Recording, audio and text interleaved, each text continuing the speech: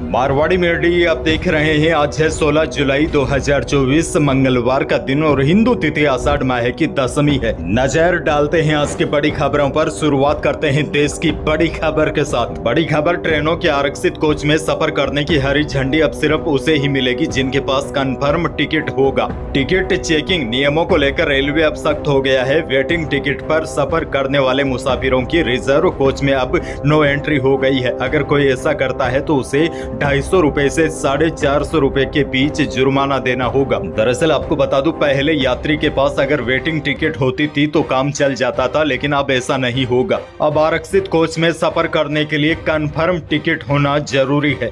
वहीं देखिए, अगर जनरल टिकट में आरक्षित श्रेणी में कोई यात्री यात्रा करता है तो उसको ट्रेन शुरू होने से लेकर खत्म होने तक की दूरी का किराया और जुर्माना देना पड़ेगा। साथ ही में कोच भी छोड़ना पड़ेगा। रेल मंत्रालय की तरफ से हर जोन के रेलवे अधिकारियों को नियम कायदे सख्ती से लागू करने के मौखिक आदेश दिए गए हैं। बहरहाल आगे बढ़ जाते हैं। देश की एक और बड़ी खबर, धार की भोजशाला और कमाल मौलाना मस्जिद परिषद पर भारतीय पुरातत्व सर्वेक्षण ने अपनी सर्वे रिपोर्ट सोमवार को इंदौर हाई कोर्ट में पेश कर दी है। रिपोर्ट में बताया गया है कि मस्जिद का निर्माण पहले के मंदिरों के हिस्सों का उपयोग करके बनाया गया था। 98 दिन के साइंटिफिक सर्वे के दौरान जो अवशेष मिले हैं, अवशेषों के आधार पर पहले से मौजूद स्ट्रक्चर परमार राजवंश काल की हो सकती है। आगे बढ़ जाते हैं। राजस्थान के लोगों के लिए बड़ी खुशखबरी, सरकार अब राशन की दुकानों पर चने की दाल की बिक्री शुरू करेगी। यह दाल 60 रुपए प्रति किलोग्राम की दर से उपलब्ध होगी। यानी कि आने वाले दिनों में सरकार जहां पर राशन वाले गेहूं मिलते हैं या अन्य जगह चना दाल 1 किलोग्राम के पैक में उपलब्ध करवाएगी। इसकी कीमत 60 रुपए होगी, क्योंकि वर्तमान में लगातार दालों के भाव बढ़ते जा रहे हैं और बारिश की वजह से हो सकता है दाल 100 रुपए तक भी पहुंच जाए। इसीलिए सरकार ने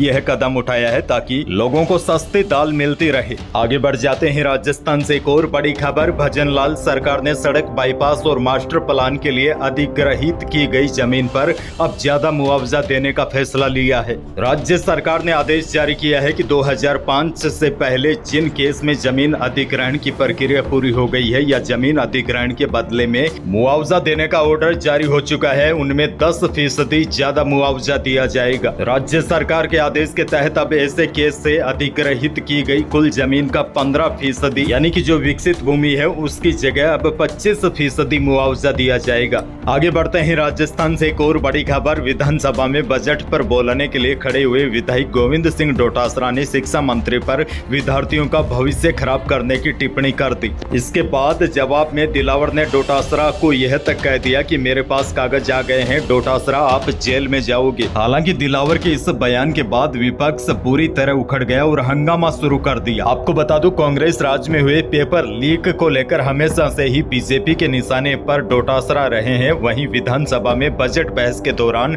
डोटासरा ने सरकार पर तंज कसते हुए कहा कि जनता ने सरकार चुनी थी जो सर्कस बनकर रह गई है। खैर आगे बढ़ जाते हैं। राजस्थान से एक और बड़ी और चिंताजनक खबर, क्योंकि राजस्थान में चांदीपुरा वायरस की एंट्री हो गई है। उदयपुर के 2 बच्चों में वायरस के लक्षण मिले थे। दोनों का इलाज गुजरात में चल रहा था। 3 साल के एक बच्चे की 27 जून को मौत हो गई, जबकि दूसरे का इलाज जारी है। राहत की बात यह है वह खतरे से बाहर है। इधर उल्टी दस्त से पीड़ित बच्चों की निगरानी शुरू कर दी गई है। स्वास्थ्य विभाग अब घर घर सर्वे करवा रहा है। अच्छा, आपको बता दूं, वर्ष 1966 में महाराष्ट्र के चांदीपुरा में इस वायरस की पहचान हुई थी। इसी वजह से इसका नाम चांदीपुरा वायरस पड़ गया। चांदीपुरा वायरस एक आरण्य वायरस है। ये वायरस सबसे अधिक मादा फ्लेटोबोटोमाइन मक्खी से ही फैलता है। 15 साल से कम उम्र के बच्चे सबसे ज्यादा इसका शिकार होते हैं और चिंताजनक बात यह है उन्हीं में मृत्यु दर भी सबसे ज्यादा रहती है। आपको बता दूं, चांदीपुरा के इलाज के लिए आज तक कोई भी एंटीवायरल दवा नहीं बन सकी है। आपको बता दूं, जो भी चांदीपुरा वायरस से बच्चा पीड़ित है तो शुरुआती में मरीज को बुखार आ सकता है, जिसमें फ्लू के समान लक्षण होते हैं। इसके साथ ही पीड़ित को उल्टी दस्त की भी शिकायत होने लगती है। चिंताजनक खबर यह है, राजस्थान में चांदीपुरा वायरस की एंट्री हो गई है। हालांकि इन दोनों बच्चों के ब्लड और सीरम के सैंपल पुणे भिजवाए गए हैं। इसकी रिपोर्ट आना बाकी है। खैर आगे बढ़ जाते हैं। बड़ी खबर, वायदा की नरमी के असर से जयपुर सराफा बाजार में सोने और चांदी की कीमतों में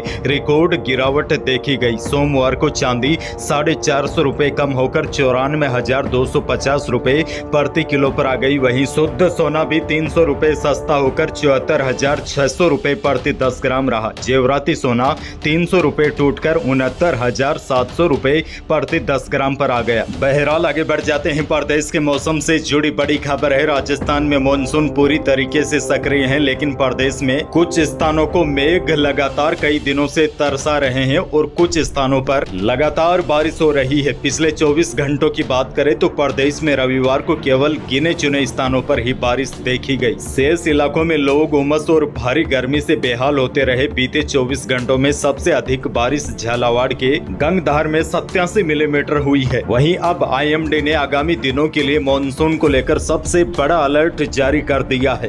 मौसम विभाग की ताजा सूचना के अनुसार पूर्वी राजस्थान के अनेक स्थानों पर आने वाले 4-5 दिनों तक मानसून सक्रिय रहेगा।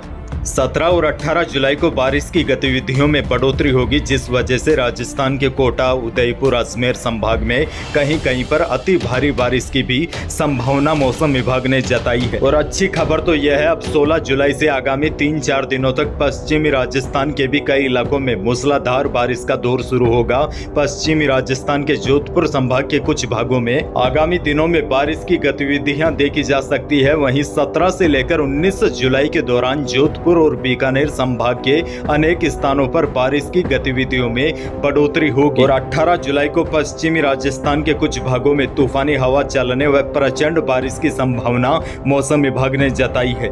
आगे बढ़ जाते हैं। एक और बड़ी खबर, जयपुर से अयोध्या प्लेन में जाने वालों के लिए बड़ी खुशखबरी है। जयपुर से सोमवार को सीधी उड़ान शुरू हो गई है। यह उड़ान सप्ताह में 7 दिन संचालित होगी। यात्रियों की सुविधा को देखते हुए राजधानी जयपुर से अयोध्या की सीधी फ्लाइट सोमवार को फिर से शुरू हो गई है। एयर इंडिया एक्सप्रेस की यह फ्लाइट अयोध्या से सुबह 9 बज के उड़कर 10:30 बजे जयपुर पहुंचेगी और दोपहर 12:30 बजे जयपुर से रवाना होकर दोपहर 2 बजे अयोध्या पहुंचेगी। फ्लाइट सप्ताह में 4 दिन सोमवार, बुधवार, शुक्रवार और रविवार को चलेगी। आपको बता दूं, पहले ही दिन 165 यात्रियों ने अयोध्या के लिए यात्रा की। बहरहाल आगे बढ़ते हैं। बड़ी खबर, जून में थोक महंगाई 16 महीने के ऊपरी स्तर पर चली गई है। 15 जुलाई को जारी किए गए आंकड़ों के मुताबिक जून में थोक महंगाई दर बढ़कर 3.36% पर पहुंच गई है। इससे पहले मई में थोक महंगाई 15 महीनों के ऊपरी स्तर पर थी। दरअसल खाने पीने का सामान महंगा हो गया है, इसी वजह से थोक महंगाई बढ़ गई है। खाद्य महंगाई दर मई के मुकाबले 7.40% से बढ़कर 8.68% हो गई है। वहीं रोजाना की जरूरत वाले सामानों की महंगाई दर भी 7.20% से बढ़कर 8.80% हो गई है। बड़ी खबर यह है, रिटेल महंगाई के बाद अब थोक महंगाई भी 16 महीनों के ऊपरी स्तर पर है। तो यही थी प्रदेश और देश की आज की बड़ी और महत्वपूर्ण खबरें। वीडियो को लाइक करना बिल्कुल न भूलिए और चैनल पर नए हैं तो सब्सक्राइब जरूर कीजिए ताकि आप अपडेट रहे